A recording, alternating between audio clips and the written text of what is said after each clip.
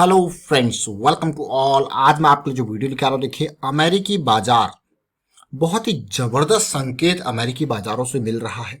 Dow Jones और Nasdaq भयंकर गिरावट यहाँ पे देखने को मिल रही है।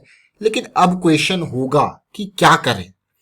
देखिए, जो लोग अब तक निफ्टी सेंसेक्स मैं कहूँगा इनके स्टॉक्स को खरीदे हुए थे और अच्छा खासा उनको मुनाफा हो रहा था, तो वो लोग डेफिनेटली अब प्रॉफिट बुकिंग की ओर जा चुके हैं मैं कहूंगा, जिसकी वजह से आपको ये गिरावट देखने को मिल रही है।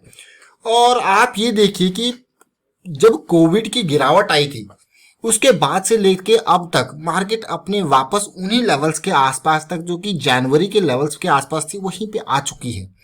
जब उन लेवल्स के आसपास मार्केट ऑलमोस्ट आ चुकी है और नेस्डेक जैसी मार्केट तो काफी ऊपर उनको भी पार कर चुकी है, तो डेफिनेट ये एक एक्सपेक्टेड मूव था कि हाँ, आप प्रॉफिट बुकिंग देखने को मिलेगी। लेकिन कितनी बड़ी ये गिरावट होती है वो इंपॉर्टेंट होगा देखना। फिलहाल हम समझते हैं अमेरिकी बाजारों में क्या चल रहा है। निफ्टी और निफ्टी के अलावा बैंक निफ्टी के व्यू को समझने की कोशिश करते हैं, कुछ इंडियन इंडेक्सेस को, कुछ बड़े स्टॉक्स को समझते हैं। आगे बढ़ने से पहले मैं आपको बता दूंगा, आपने अब तक चैनल को सब्सक्राइब नहीं किया तो जल्दी से सब्सक्राइब कर लें, साथ के साथ बेल आइकन को प्रेस कर लें, जिससे आपको नोटिफिकेशन आती रहेगी। साथ में इस गिरावट को मैं आपको कहूंगा, इस गिरावट को अपॉर्चुनिटी की तरह लीजिए, क्योंकि ऐसी गिरावट में देखिए हमारी साइड से मैं ये कहूंगा कि जितने भी लर्निंग मेंबर्स हैं वो ऐसी गिरावट का बहुत फायदा ले रहे हैं।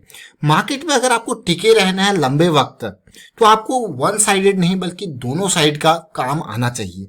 मार्केट गिरे तब भी आपके लिए फायदा है, मार्केट चढ़े तब भी आपके लिए फायदा है। ये चीजें आप ही पढ़ेंगी। अगर आप ये चीज नहीं सीख पा रहे हो तो मतलब आपका एक साइड अभी बहुत ही वीक है और उस साइड के ऊपर आपको काम करना पड़ेगा।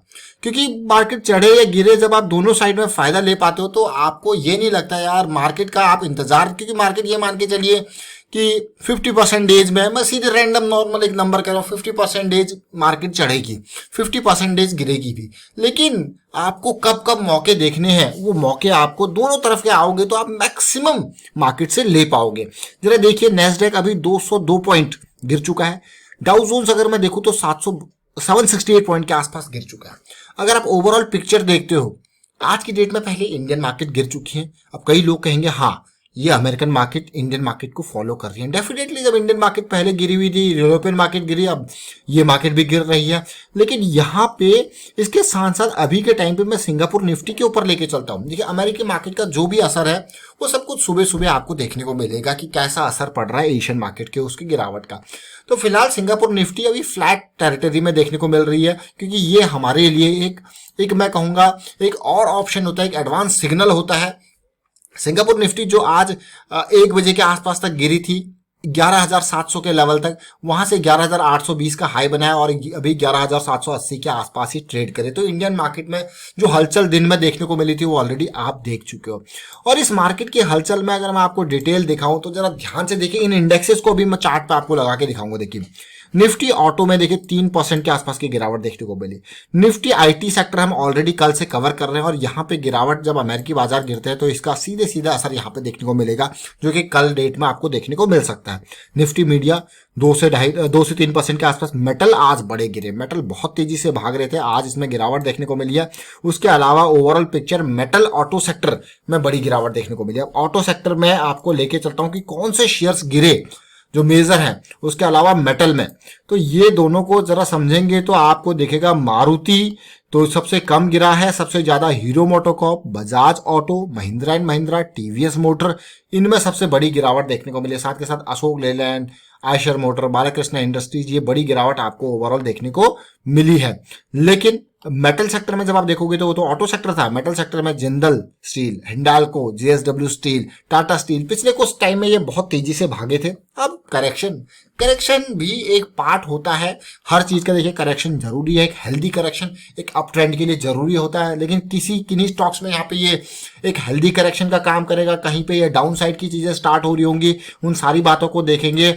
और उसके अलावा आईटी सेक्टर का तो आपको पता है, आईटी सेक्टर तो हम कवर कर रहे हैं पिछले 3-4 दिनों से। यहाँ पे हमको बहुत सारी अपॉर्चुनिटीज मिल रही है, इसलिए हम रेगुलर बेसिस पे आपको भी अपडेट कर रहे हैं। लेकिन ऐसी गिरावट के टाइम पे भी पॉलीकैब जैसे शेयर ने इतनी लंबी छलांग लगाई। Thyrocare technology, Syngene international, Tata communication और एस्ट्राजेनेका ने भी इतनी तेजी दिखाई है और ऐसे गिरावट वाले टाइम पे भी। अब ये आपने ओवरऑल ग्लोबल पिक्चर देखी, जरा मैं आपको चार्ट की तरफ लेके चलता हूँ। देखिए गिरावट में मौका अगर आपको समझना है तो चार्ट को समझना पड़ेगा। अगर मैं चार्ट की बात करूं तो मैं फिर से निफ्टी की तरफ जाऊंगा और आपका ध्यान, जैसा कि मैं सुबह के वीडियोस में भी आपको बताता हूं, फिर से आपका ध्यान लेके जाऊंगा इस 15 अक्टूबर की डेट को। 15 अक्टूबर की बड़ी कैंडल और सिमिलरली ये बड़ी कैंडल हमको यहाँ पे 24 सितंबर को देखने को मिली थी। इन बड़ी कैंडल्स को जब आप देखोगे तो मैं आपको हमेशा कहता हूं कि मैं बड़ी कैंडल के बाद अगले मूव्स एक कंसोलिडेशन के मूव होते हैं। बट ये कंसोलिडेशन देखिए 4 दिन चला, जिसमें गैप अप ओपनिंग भी थी और उसके साथ साथ ही उन्हीं लेवल्स के आसपास तक पहुंच गया था। लेकिन फाइनली जिस चीज की रिक्वायरमेंट थी वो आज हुआ, यानी कि बड़ी इंपल्स के बाद करेक्शन। ऑल्दो ये करेक्शन आप कहोगे यार ये करेक्शन तो बहुत लंबी हाइट इसकी होगी, डेफिनेटली इसकी लंबी हाइट जरूर होगी, बट आप आरएसआई पे देख सकते हो कि इस करेक्शन का जो मूव था वो प्राइस के मामले में वो गैप अप के चक्कर में इतना ऊपर आपको देखने को मिल रहा है। लेकिन यहाँ पे आप देखिए करेक्शन के बाद फिर से इंपल्स स्टार्ट हो चुकी है। आज की डेट में बड़ी गिरावट आई है, फिर से आप एक्सपेक्ट करोगे यार 1-2 दिन हॉल्ट मिल जाए। अगर 1-2 दिन हॉल्ट मिल जाता है तो फिर आपकी जो डाउन साइड चीजें हैं वो स्टार्ट हो सकती है। लेकिन अब स्टॉक मार्केट में कभी भी मैं हमेशा आपको कहता हूं कि आपको हर तरीके से सचेत चौकन्ना रहना होता है। अगर आप डाउन साइड की सोच रहे हो तो अप साइड पर आपको कहां पे स्टॉप लॉस लगाना है, क्योंकि मार्केट में जब आप पॉजिटिविटी की सोचते हो ना तो एक कॉर्नर कुछ परसेंटेज आप अपने रिस्क को मैनेज करने के लिए देखते हो कि हाँ अगर चीजें मेरे अगेंस्ट जाती है तो मैं क्या करूंगा। तो फिलहाल मुझे जो सिचुएशन दिख रही है मार्केट में, ये निफ्टी की अगर मैं बात करूँ तो निफ्टी की करंट डायरेक्शन की अगर मैं बात करूं, मेरे हिसाब से अगर ये सपोर्ट यहाँ पे जैसे आज सपोर्ट का काम किया 20 EMA ने, ये नहीं आता तो फिर 11,500 के लेवल की तरफ ही आएगा। जैसे लास्ट टाइम पे भी जब करेक्शन आई थी तो हमारे पास जो लेवल था वो 10,800 के आसपास का लेवल था। क्यों ये लेवल था तब की डेट में? क्योंकि ये हमारे 200 डे का SMA था जो कि टच हुआ है 24 सितंबर के आसपास। ये 31 अगस्त है, ये 31 अगस्त की बात थी, ये 24 सितंबर की मैं कहूंगा यहाँ पे। तो देखिए ये जो लास्ट में अगर मैंने यहाँ पे 24 सितंबर, ये 31 अगस्त है, ये देखिए। तो ये यहाँ पे सपोर्ट था और उसके बाद आप देखिए यहाँ पे मुझे लगता है इन लेवल्स पे जरूर आने की कोशिश करेंगे। तो फिलहाल आपको 200-300 पॉइंट की डायरेक्शन देखने को मिल रही है। और RSI पे अगर मैं बात करूं तो जो बेस था इस बेस के आसपास जरूर है, जो पिछला बेस के आसपास जरूर है। अगर यहां से बाउंस बैक होता है फिर से आपको ऐसी सिचुएशन दोबारा से देखने को मिल सकती है। तो ध्यान दें, RSI के साथ साथ प्राइस को भी देखें। ये निफ्टी था और निफ्टी IT के सेक्टर में हम ऑलरेडी आपको बता चुके हैं भाई यहाँ पे जो है इंपल्स के बाद करेक्शन चल रहा है। ये कभी भी, ये देखिए ये कभी भी डाउनसाइड मोशन यहाँ पे दे सकता है। तो यहाँ पे आपको बहुत सारी शॉर्ट की अपॉर्चुनिटी देखने को मिल सकती है। देखिए ये पार्ट देखिए, ये फिर से इंपल्स स्टार्ट आज की डेट में थोड़ा सा स्टार्ट हुई, लेकिन उतना नहीं क्योंकि बड़े स्टॉक्स इन्फोसिस वगैरह एक ज्यादा बड़ा मूव नहीं दिया। लेकिन अमेरिकी मार्केट गिरी है तो यहाँ पे आपको ये मूव देखने को मिलेगा, यानी कि ये 20,000 की रेंज पे आने की कोशिश कर सकता है। इसके अलावा अगर मैं लेके चलूँ आपको बैंक निफ्टी की तरफ, देखिए बैंक निफ्टी बहुत ही इंपॉर्टेंट है। बैंक निफ्टी के डेली टाइम फ्रेम को देखते हैं। बैंक निफ्टी में ऑलरेडी ये बड़ी करेक्शन आज की डेट में देखने को मिली है और लेकिन जरा याद करें, ये देखिए ये 15 अक्टूबर के बाद अगर आप देखोगे, जैसे निफ्टी में तो आपको लग रहा होगा लेकिन यहाँ पे अच्छा खासा जंप ऑलरेडी आ चुका था।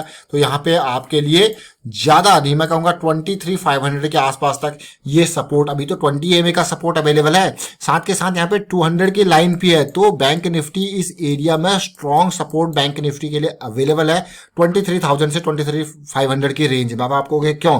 क्योंकि यहाँ दो मूविंग एवरेज है और अगर उससे नीचे देखोगे तो एक और यानी कि 50 EMA भी वेट कर रहा है। तो बैंक निफ्टी का तो भाई ये जो बॉक्स आप देख रहे हो ना, ये बहुत ही स्ट्रांग सपोर्ट अवेलेबल है।